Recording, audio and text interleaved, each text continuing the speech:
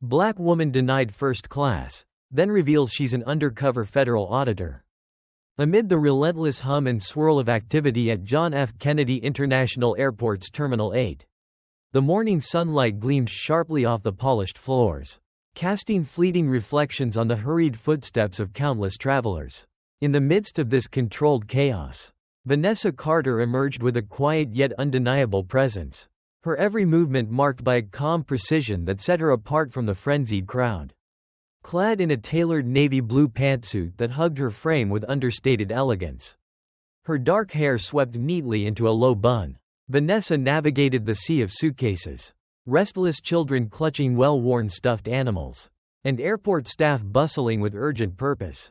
There was no rush in her stride, no exaggerated gestures or hurried glances, just a deliberate grace that hinted at the depth of her resolve.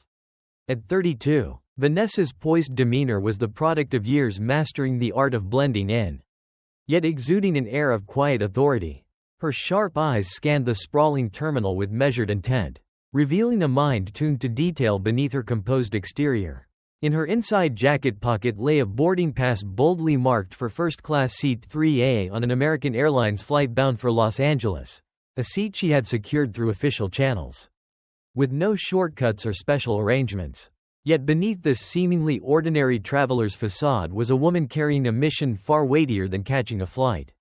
Vanessa was a senior federal investigator operating undercover, tasked with unearthing subtle yet pervasive discriminatory practices woven into the fabric of commercial air travel. As she approached the security checkpoint, peeling off her shoes and belt with practiced ease, she folded herself seamlessly into the flow of impatient passengers, concealing the steely determination beneath her polished exterior. Each step was calculated, every interaction a silent test. Vanessa knew that in this sprawling network of terminals and gates, appearances could be deceptive, and the true battles often fought in hushed whispers and sideways glances. This morning was no different. It was the opening act of an intricate dance, where observation was weapon and patience the shield. Little did the bustling throng around her realize that this unassuming woman would soon challenge entrenched biases, confront unseen barriers, and ignite a chain of events destined to expose the hidden fractures within an industry that promised seamless journeys but sometimes delivered anything but. At Gate 23B, the atmosphere subtly shifted as Vanessa Carter stepped forward. Her poised calm met with a scrutiny she had learned to anticipate but never welcomed. The gate agent, Linda Thompson, a woman whose sharp features and tightly pulled back hair bespoke years of navigating the relentless demands of air travel, cast a prolonged, appraising glance at Vanessa's boarding pass. Her eyes lingered just a fraction longer than professional courtesy would dictate, her fingers hesitating over the keyboard as if searching for some hidden inconsistency. Vanessa, unfazed, extended her ticket and ID with quiet confidence, her every movement measured to convey legitimacy without arrogance. Around them, the buzz of impatient travelers intensified, young professionals tapping furiously on laptops, families corralling restless children, and a few affluent-looking passengers flashing impatient glances toward the gate agent.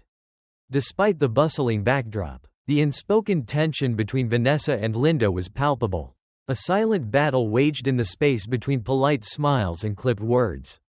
Vanessa caught the briefest flicker of doubt in Linda's eyes, a hesitation that barely masked suspicion. And yet the gate agent maintained a veneer of courteous professionalism, requesting Vanessa step aside to verify her credentials. As Vanessa complied, stepping out of the line with graceful composure, she observed in quiet detail a sharply dressed white man behind her, his tailored suit and expensive watch granting him immediate passage with a warm smile from Linda, and a stylish woman sporting designer sunglasses who breezed through without question. The stark contrast was undeniable. Linda's subtle shift in demeanor, from measured politeness to icy skepticism, spoke volumes about the invisible lines drawn in the air, lines Vanessa's very presence quietly challenged. She reminded herself that this was precisely the kind of moment her investigation aimed to capture, a snapshot of the microaggressions and biases that, while rarely overt, shaped the lived realities of countless travelers. Behind the scenes, beneath the polite facades and airport announcements, the real drama unfolded in these charged exchanges, where identity, appearance, and unspoken assumptions dictated the rules of engagement. Vanessa's pulse remained steady, her mind cataloging every nuance, every glance, every unvoiced question. In this microcosm of human interaction, she was both participant and observer, ready to navigate the tightrope between invisibility and exposure, knowing that the gate was the first threshold of a far larger battle.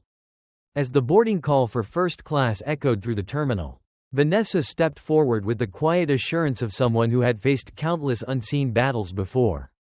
Ticket firmly in hand and eyes steady. But the moment she reached the front of the line, the atmosphere shifted palpably. The gate agent's smile froze, replaced by a thin veil of suspicion that tightened around her expression like a noose. Seat 3A, first class. Is that correct? The agent asked, tapping at the keyboard as if hoping the screen would reveal some hidden error. Vanessa nodded, her voice steady as she confirmed her rightful place in the exclusive cabin. Yet the polite veneer cracked when the agent's tone shifted imperceptibly, laced with a cautious edge. Could you please step aside? I need to check something.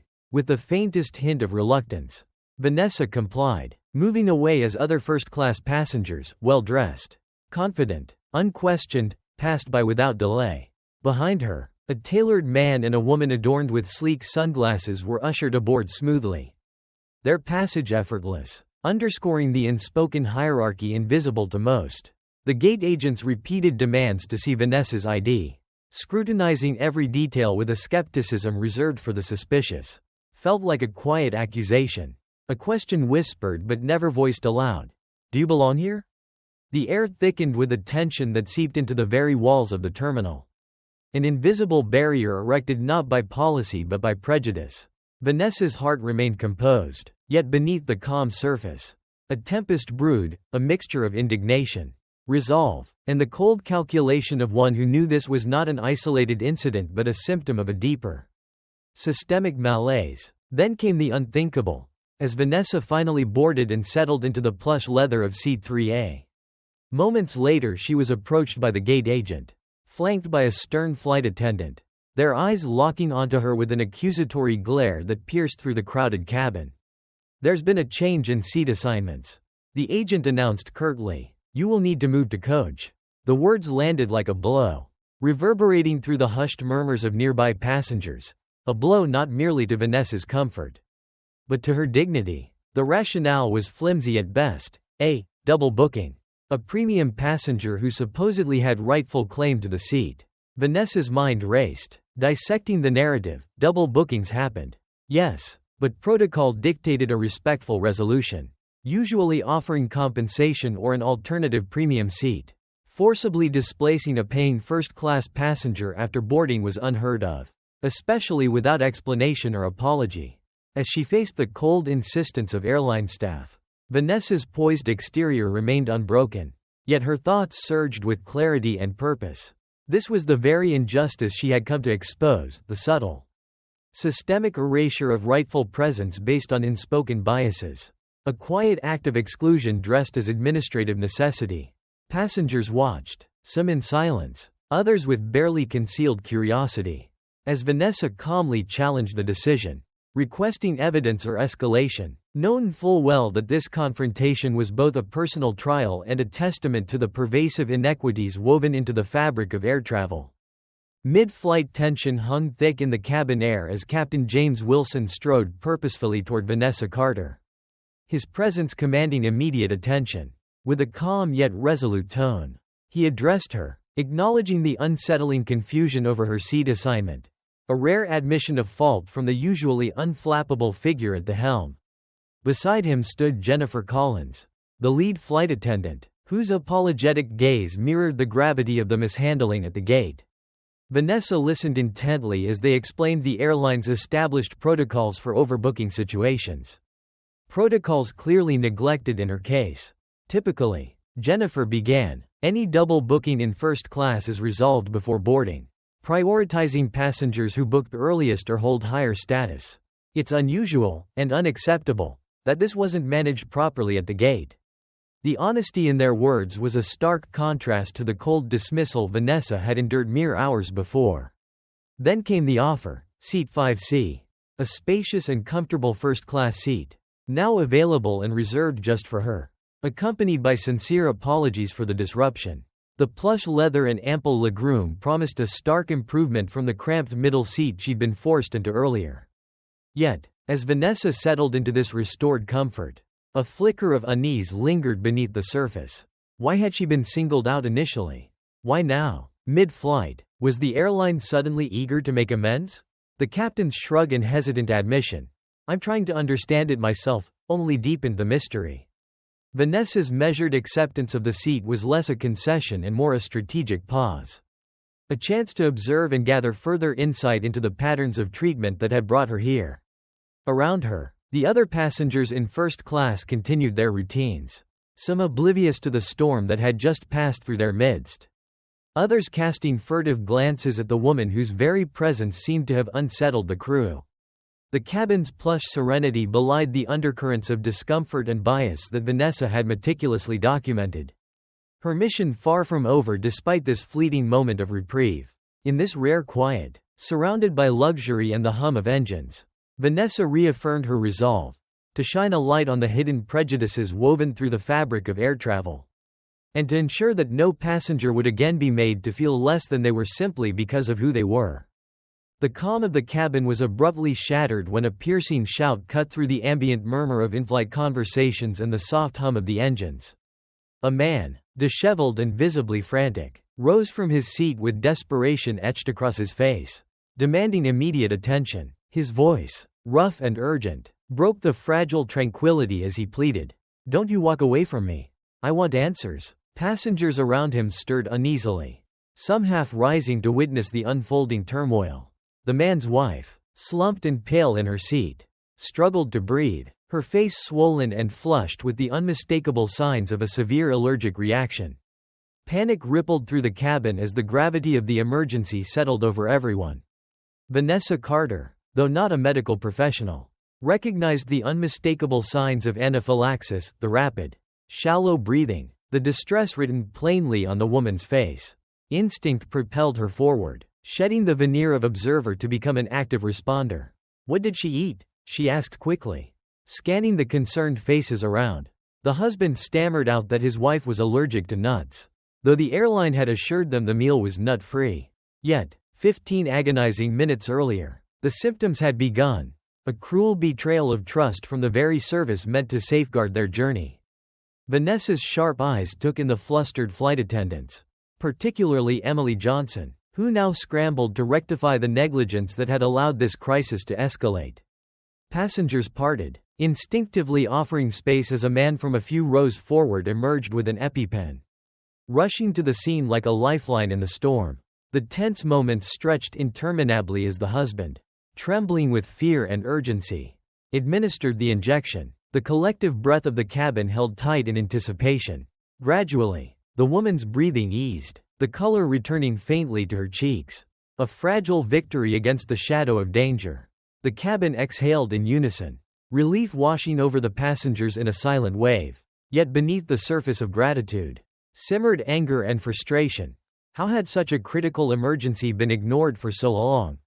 The husband's glare toward the crew was sharp and unyielding as he accused them, his voice cracking with emotion. "You nearly killed her. I was pressing the call button for 5 minutes.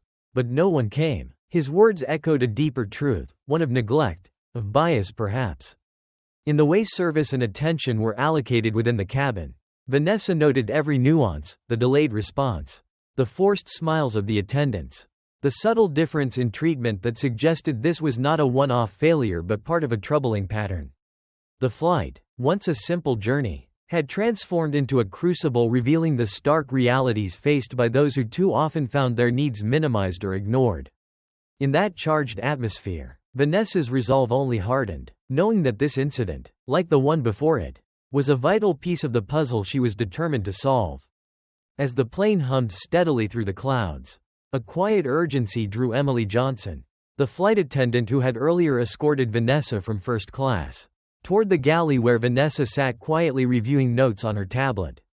Emily's eyes, rimmed with red and shadowed by exhaustion, betrayed the storm of guilt and fear that churned within her. "Miss Carter," she whispered, voice barely carrying over the steady drone of the engines. "I need to talk to you, privately."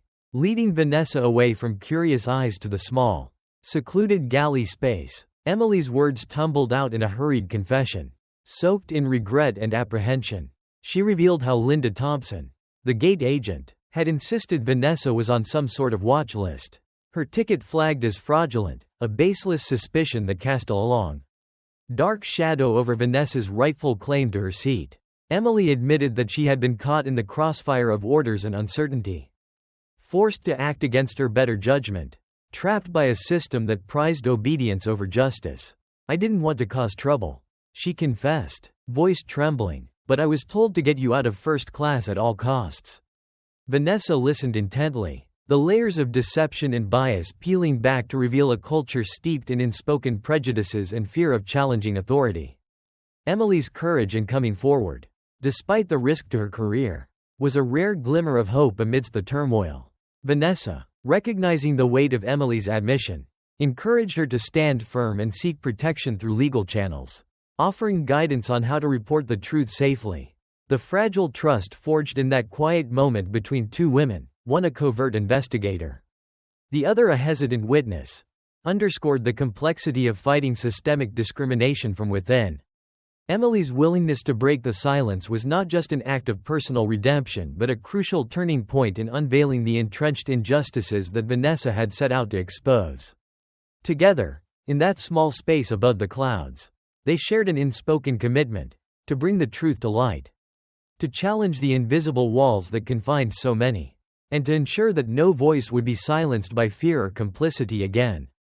Back on solid ground, the relentless pace of the investigation accelerated as Vanessa Carter and her colleague Michael Green delved deeper into the tangled web of airline misconduct. Every note meticulously cross-referenced, every passenger account scrutinized for consistency. They pieced together a damning mosaic of systemic failures and biases. Their report, a stark indictment of entrenched discrimination, was swiftly delivered to the Department of Transportation, igniting a chain reaction within American Airlines' upper echelons. The airline's regional managers, David Roberts and Jennifer Collins, sat across from Vanessa and Michael in a sterile glass-walled conference room. Their practiced corporate smiles strained beneath the weight of mounting evidence. As Vanessa laid bare the detailed dossier, replete with statements, timelines, and undeniable proof of protocol violations, the color drained from their faces. The gravity of the situation was unmistakable. This was no isolated mishap but a pattern implicating specific personnel, including Linda Thompson, whose history of complaints painted a troubling picture of willful negligence and bias tolerated far too long. Under the probing gaze of federal auditors, the airline executives pledged cooperation, albeit with a nervous edge, acknowledging the necessity of accountability while delicately balancing the PR fallout. Vanessa's unwavering stance made it clear that the investigation would not be a mere formality but a thorough, unflinching inquiry. As interviews and depositions unfolded, key insiders like Emily Johnson stepped forward, their testimonies shedding light on the covert culture of discrimination that permeated beyond the gate. Internal emails surfaced, exposing the damning truth of watch lists and prejudiced assumptions that dictated who deserved premium treatment. Parallel to the discrimination case, a separate lawsuit erupted, filed by Thomas Harris on behalf of his wife, Margaret, for the airline's egregious negligence during her allergic reaction, adding legal pressure and public scrutiny. The convergence of these forces compelled American Airlines to enact sweeping reforms. Linda Thompson faced suspension.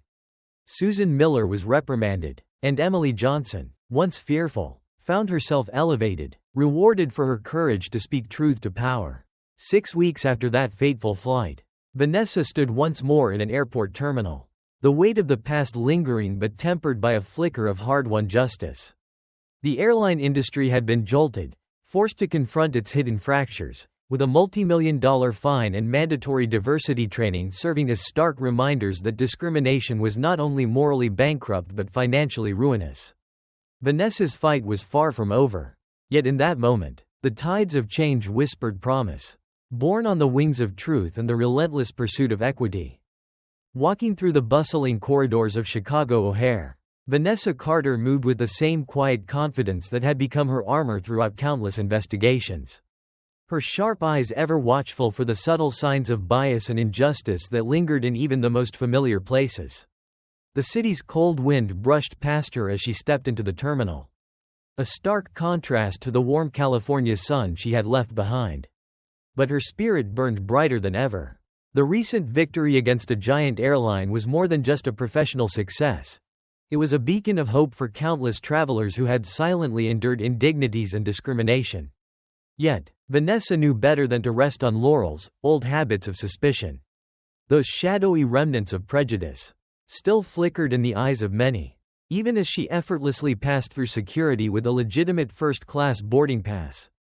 That subtle tension, the lingering sting of being underestimated, was a reminder of how deeply entrenched these issues were, woven into the fabric of society like invisible threads. But Vanessa's smile, serene and unyielding, told a different story, one of resilience and relentless determination. Each step forward was a testament to the power of standing firm, of challenging norms that too often went unquestioned. A text message from Michael Green chimed softly in her hand, bearing news of a landmark ruling, a $2 million fine against the airline and mandatory diversity training for all staff, a tangible triumph born from months of painstaking work, courage, and unwavering commitment. It was a start, a crack in the fortress of complacency. And Vanessa's lips curled into a knowing grin as she typed back a simple yet profound acknowledgement. It's a start. More battles to fight, but yes, this one's a win. Around her, the airport thrummed with life, families reuniting, business travelers darting to gates, and strangers sharing fleeting moments in the transient world of travel. Yet Vanessa's journey was not merely about flights or terminals, it was about transforming every indignity into a catalyst for change, illuminating the darkest corners where injustice had long thrived. With each mission, each investigation, she was forging a path toward a future where every passenger, regardless of race, class, or appearance, could step aboard a plane without fear, with dignity intact and respect earned. The road ahead was long, the challenges many, but Vanessa Carter was no longer just a silent observer, she was an agent of change. A beacon in the relentless pursuit of equity and justice in the skies above.